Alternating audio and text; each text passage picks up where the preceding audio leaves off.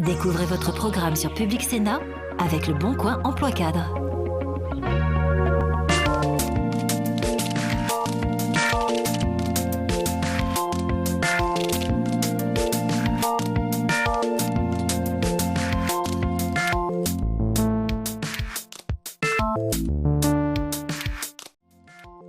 Bienvenue dans le magazine de l'emploi. Une demi-heure pour répondre à toutes les questions très concrètes que vous vous posez en matière d'emploi, mais aussi de formation et de reconversion.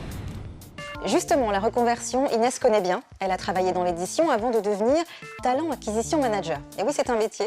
Pour certains, c'est même le futur du responsable du recrutement. Elle viendra nous expliquer comment elle est devenue chasseuse de tête nouvelle génération. C'est lui qui vous accueille quand vous entrez dans un restaurant. Son sourire est exigé, son sens pratique nécessaire et son tact hautement apprécié. Pour être maître d'hôtel, il faut un profil tout-terrain. Jean-Eudes nous fait découvrir les coulisses de son métier. Et direction Châteauroux cette semaine pour notre rubrique solidaire. L'association Agir propose une passerelle vers l'emploi grâce à des ateliers textiles. Des expériences partagées, des conseils, mais aussi des outils pour décoder le monde du travail. C'est le magazine de l'emploi. Et pour commencer, cap à l'ouest, nous vous emmenons au Mans. Hier, fleuron de l'industrie française, la ville a su se relever après le déclin économique de la fin des années 70.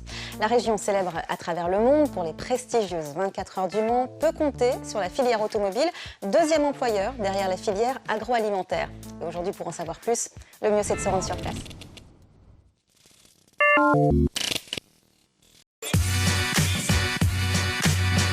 Bienvenue au Mans. Petit rappel, Le Mans, c'est ici, au cœur de la Sarthe. Jadis fief de l'empire des Plantagenets, la ville est aujourd'hui rythmée par une culture des moteurs qui grondent. Après quelques emplettes au marché des Jacobins, direction la place Saint-Pierre pour parler emploi et territoire sartois. Stéphane Le Foll nous attend avec impatience. On est au nord de la région des Pays de la Loire, proche de l'Île-de-France et de Paris, avec le TGV à 55 minutes. On est aussi proche, par définition, de Rennes, d'Angers et de Nantes. Au XXe siècle, Le Mans est avant tout un lieu d'invention et d'innovation. L'automobile, l'aviation ou encore le TGV ont fait leur premier pas ici. Et aujourd'hui, la mobilité continue d'être le leitmotiv du territoire.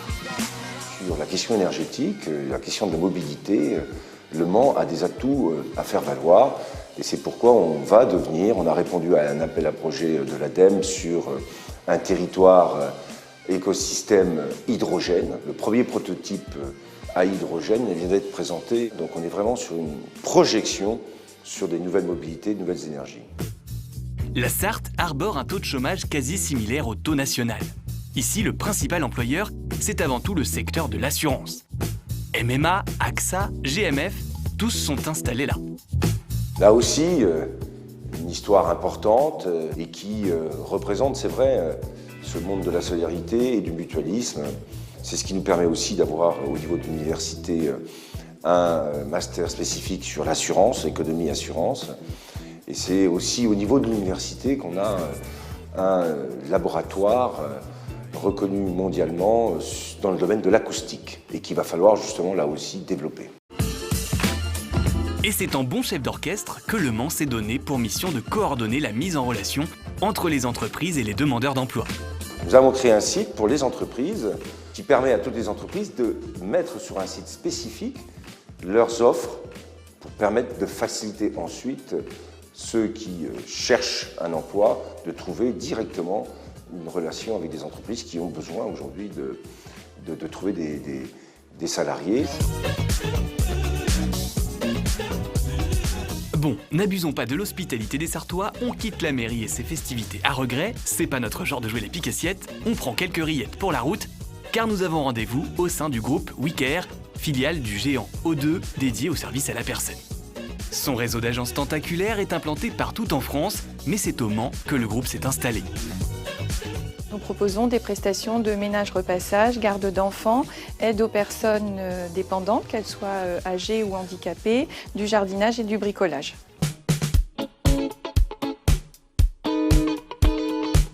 Il est difficile de recruter, notamment parce que nos clients sont très exigeants et que nous le sommes également avec nos candidats et les salariés que nous intégrons sur tout type de poste.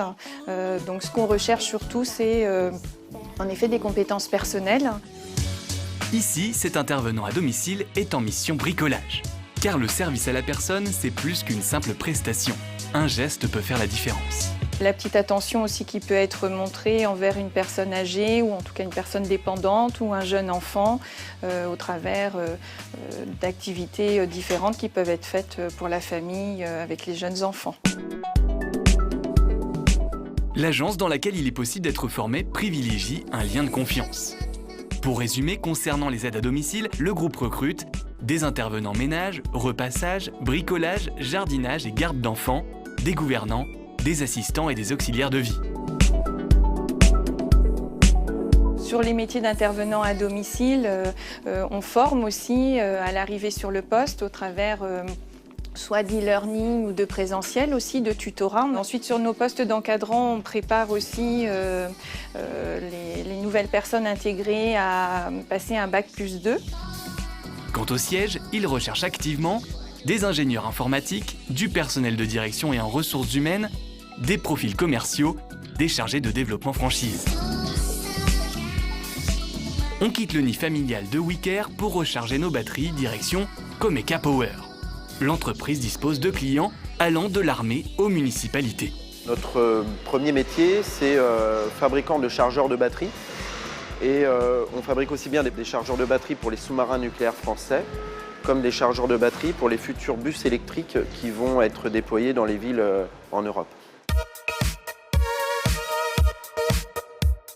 Il faut savoir que la ville de Paris a un challenge, c'est d'équiper l'agglomération de Paris de bus électriques d'ici les JO 2024. Et donc dans ce cadre-là, nous serons les fournisseurs des chargeurs pour ces bus.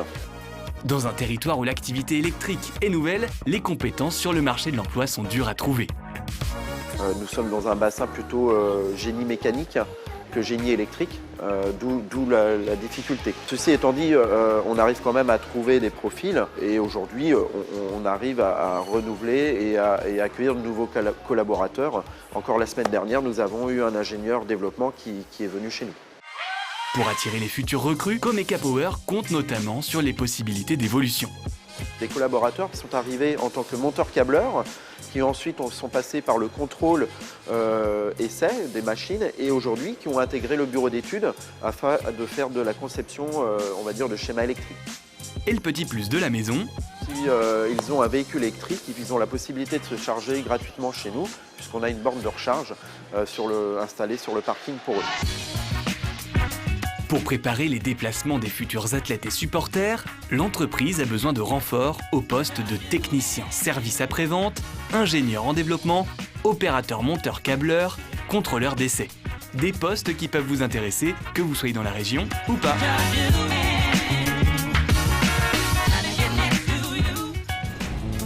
Si ces offres d'emploi vous intéressent, vous pouvez retrouver les contacts des entreprises sur la page de l'émission via le site publicsena.fr. Acronymes, abréviations ou expressions nébuleuses, le b.a.-ba de l'emploi s'exprime parfois en termes compliqués. Pour les décoder, il y a CQFD, une petite minute pour tout comprendre. Top chrono. CQFD, ce qu'il faut décoder. Vous venez d'avoir un enfant? Félicitations. Maintenant, vous voulez sûrement passer un peu de temps avec le nouvel arrivé. Que vous soyez papa ou maman, que ce soit une naissance ou une adoption, vous avez le droit à un congé parental. Allons bon, mais qu'est-ce que c'est? Ce congé suspend le contrat de travail, le temps d'une pause que le parent que vous êtes désormais va dédier à l'éducation de son enfant. Sa durée est modulable, elle va au choix de quelques semaines à 1 an et peut même être prolongée ensuite jusqu'à 3 ans. C'est donc un droit que tout salarié peut exercer à condition d'avoir au moins 1 an d'ancienneté dans son entreprise. 2 options sont alors possibles. Le contrat est totalement suspendu pendant le congé et votre salaire aussi.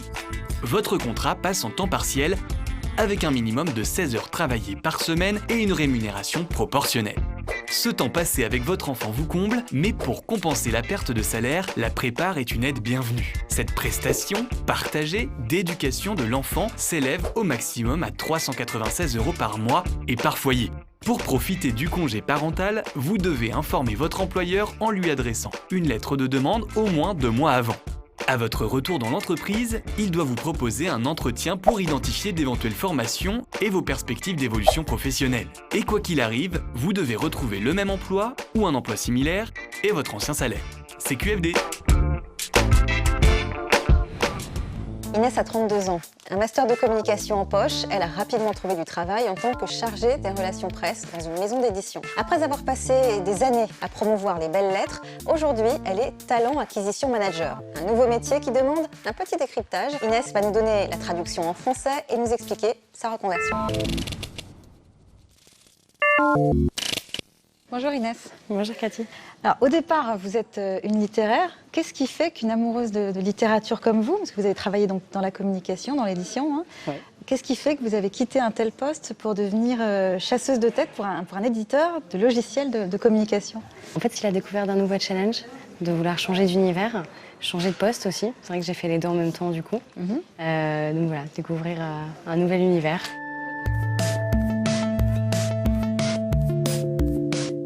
Vous êtes talent acquisition manager, je pense que je ne prononce pas correctement, je pense qu'il y a peu de gens comme moi à qui ça parle.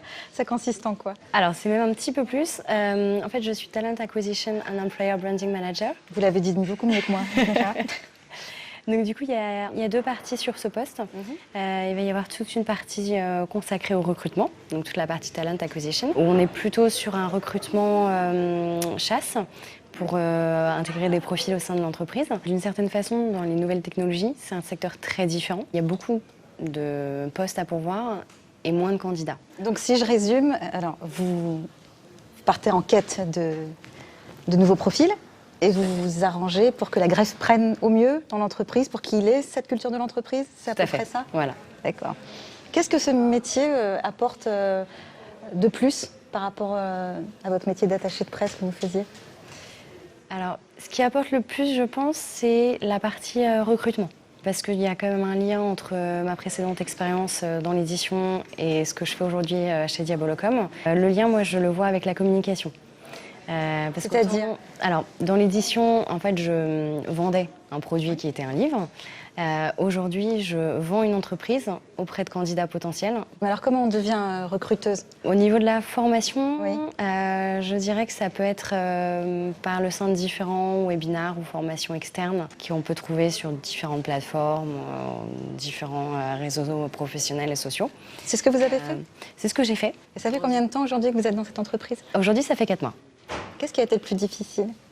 Je pense que ce qui a été le plus difficile, c'est de comprendre vraiment en détail notre solution sur l'aspect technique, puisque chez Diabolocom, on propose en fait une solution qui permet la gestion des interactions clients augmentées. En fait, ce qu'il m'a fallu dans un premier temps, c'est de comprendre ce que voulait dire gestion des interactions clients augmentées. J'ai pas du tout une formation informatique. Et ça vous a pas fait peur, ça? Non. Je pense que c'était aussi le côté nouveau challenge qui m'a motivée. J'hésite pas à poser des questions. J'hésite pas à aller dans les bureaux, à aller voir mes collègues, la direction, vraiment tout le monde. Quand j'ai une question, que ce soit sur un poste ou une question sur quelque chose de plus spécifique. L'avantage d'avoir des collègues ou des services qui sont très formateurs, très disponibles pour répondre aux diverses questions, permet que du coup j'ai appris très vite à comprendre mieux les choses et donc à mieux les expliquer aux futurs candidats. Alors, vous avez un petit peu bougé, vous avez changé à peu près tous les 3 ans de métier en moyenne. Qu'est-ce qui fait qu'aujourd'hui, vous pensez rester dans cette entreprise, que vous vous sentez à votre place? Déjà, c'est un nouveau challenge sur différents points, parce que je découvre un métier et je découvre un secteur. Donc déjà, c'est 2 choses à apprendre et qui s'apprennent en continu. Je pense qu'il y a aussi beaucoup de choses à faire. C'est des postes sur lesquels on peut avoir différentes évolutions, lesquelles je ne sais pas encore. Mais il y a beaucoup plus d'évolutions, je dirais, que par rapport au secteur de l'édition, qui est un petit peu plus long dans le terme de changement et évolution de carrière. Tandis que sur des milieux beaucoup plus technologiques, agiles, en lien avec Internet ou d'autres solutions, on a une façon de travailler qui est vraiment internationale. Donc il y a des possibilités de travailler dans d'autres pays, de se déplacer beaucoup plus importantes. Merci beaucoup Inès d'être venue partager cette expérience avec nous. Merci à vous. Pour son nouveau travail, vous l'avez compris, Inès passe une bonne partie de son temps sur Internet à la recherche du candidat idéal. C'est le cas de beaucoup de recruteurs. Une bonne raison pour soigner son e-réputation. Comment faire? Voici la réponse d'Arthur Perticos. La première chose que fait un recruteur, tapez votre nom sur Internet. Ça vous inquiète? Pour savoir ce qu'Internet dit de vous, le plus simple c'est de vous googliser pour voir ce qui sort. Aïe! Apparemment, il est trop tard pour vous rappeler que ce qui est public est vraiment public et que ce qui est privé ne le reste que si on vérifie régulièrement ses paramètres de confidentialité. Pour la prochaine fois, sachez qu'un pseudo pour vos profils perso, c'est une bonne idée. Ça vous met aussi à l'abri des amis qui postent des images où vous ne ressemblez pas vraiment à l'employé du mois. Et sur Insta, passer en profil privé quand on cherche un job, c'est pas idiot. En attendant, qu'est-ce qu'on fait? Sur Google, le droit à l'oubli qui efface votre passé, c'est un poil radical. Il faut le demander et ce n'est pas toujours accordé. Vous pouvez tenter de supprimer vos images gênantes ou les propos que vous regrettez. Et pour les publications des autres, c'est plus compliqué, mais n'hésitez pas à leur demander. L'autre solution, c'est de booster votre e-réputation. Comment? En étant très actif sur les réseaux sociaux professionnels. LinkedIn, Viadeo ou Twitter sont très bien référencés. Résultat, ces pages avec un CV soigné et une photo bien choisie vont remonter naturellement en tête des recherches. Une petite chose encore. Votre e-réputation, c'est vous qui la faites. Alors vous êtes actif sur ces réseaux, mais aussi sur les forums et les blogs de votre secteur d'activité, parce que c'est là que les recruteurs et les cabinets de chasseurs de tête vous trouveront. Et voilà le travail. Jean-Eudes est maître d'hôtel. À 28 ans, il a déjà 12 ans d'expérience dans la restauration. En salle, en cuisine, il est partout pour que tout se passe parfaitement bien. Il a donc de lourdes responsabilités et un planning chargé. Mais on a tout de même réussi à le suivre toute une journée pour découvrir son métier.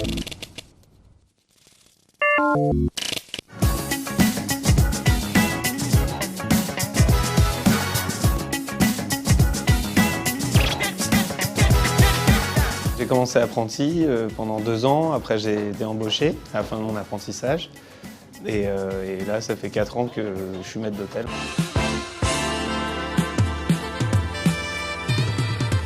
C'est vrai qu'à l'école, j'étais pas très bon et je savais pas trop quoi faire de ma vie. Et un jour, j'ai fait mon stage de 3e ici en plus de mon apprentissage.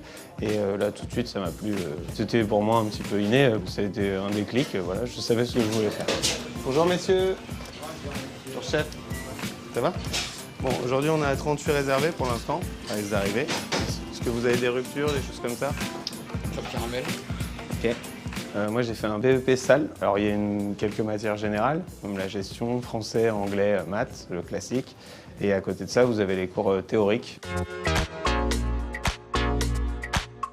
On dresse ça parce qu'on a une réservation ce soir de 25. Ouais, de l'autre côté, il faudra faire 15.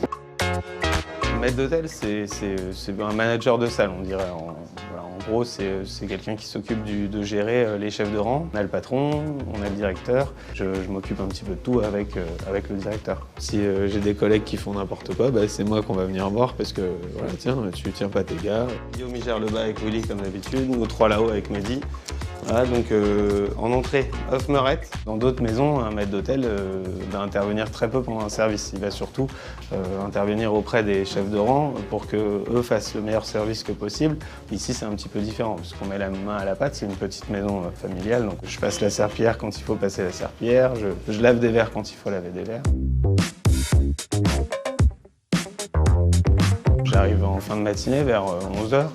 Moi, je suis là pour vérifier que la mise en place a été bien faite, le restaurant est propre, que les couverts soient propres, qu'ils soient mis sur table, que vous ayez le nombre de verres qu'il faut, le nombre de serviettes qu'il faut, que les sels poivres soient pleins, que les moutardiers soient faits. Marie, cet après-midi, il faudra faire les sels poivres, ils sont presque vides.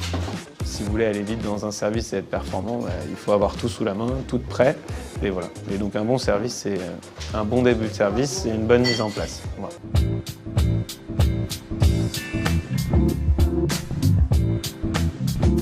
Avec une commande, on ne se rapproche pas assez du client.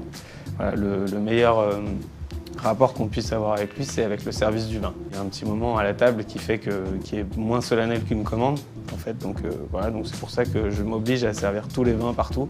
Alors des fois, c'est vrai que c'est pas évident, parce que quand il y a beaucoup de monde qui arrive d'un coup, être toujours avec les gens, voilà, mais bon, c'est un prix à payer pour quelque chose de bien, moi j'estime. Alors messieurs, s'il vous plaît, table 9, 2 couverts avec 2 saumons crus marinés, à suivre un filet de Saint-Pierre, sauce citron, une dorade s'il vous plaît. Et à suivre, il y aura 2 riz au lait, vanille, bourbon, merci.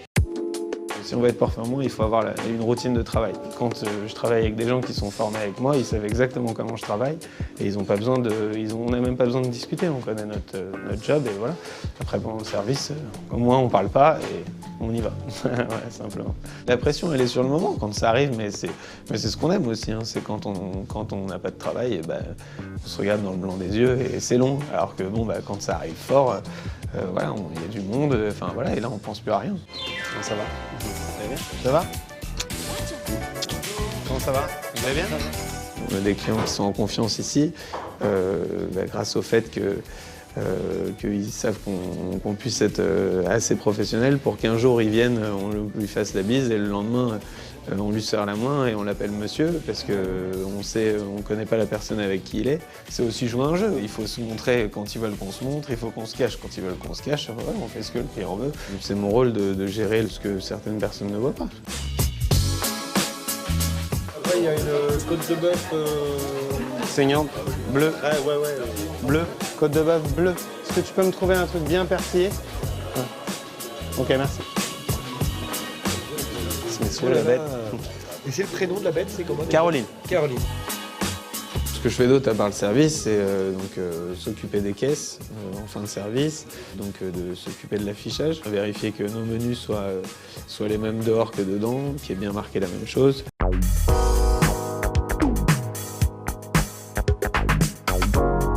Pour faire ce métier, il faut être un petit peu hyper actif. Je pense ce qui est difficile, c'est les horaires, mais on les sent pas. On passe des longs moments, mais bon, ce qu'on va dire. Voilà, j'ai des coups de barre à l'heure de ma sieste, en général. 2 cafés, Marielle, à 2. J'ai une femme. C'est sûr que je ramène pas la baguette sous le bras tous les soirs à 19h, mais au moins on sort de la routine. On est tous amis, on est tous voilà. Le patron, c'est mon deuxième papa. On connaît tous les problèmes des autres. Enfin voilà, c'est une famille.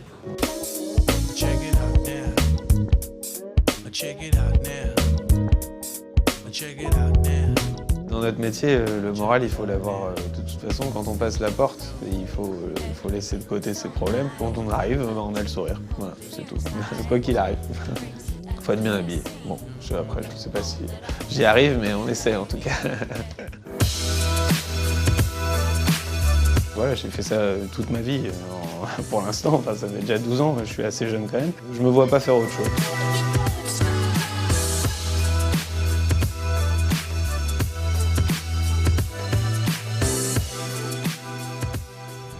Notre rubrique solidaire pourrait tenir en 4 lettres magiques pour revenir sur le chemin de l'emploi. Agir, AGIR, c'est aussi le nom de l'association pour générer l'insertion et la réussite.